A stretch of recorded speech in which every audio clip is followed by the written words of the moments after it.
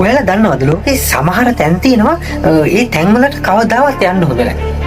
අදම කියන්නේ 2024 අවුරුදු රිලීස් වුණ මිනි කන ගෝත්‍රයක් ගැන කියවෙන River of Blood කියන ෆිල්ම් එක ගැන. කතාව පටන් ගන්න යාළුවෝ 4 දෙනෙක්ගෙන්.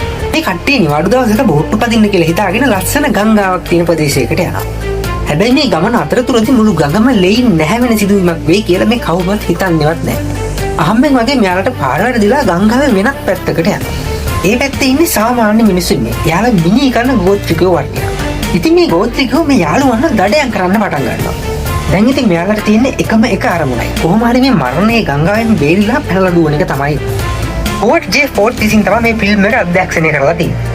හැබැයි පොඩි අනතුරු වගේමක් කරන්න තියෙනවා. මේක ලී වැගිරෙන දර්ශන ගොඩක් තියෙන නිසා ඇත්තට මේ වගේ දේවල් බලන්න බැරි අය නම් නොබලා හිටියට කමක් නැහැ. ඉතින් යාළුවනේ මේ වගේ තවත් ලස්සන ස්පීඩ් ෆිල්ම්ස් ගැන තොරතුරු දැනගන්න කැමති අය දැන්ම ආව ෆලෝ කරලා තියන්න.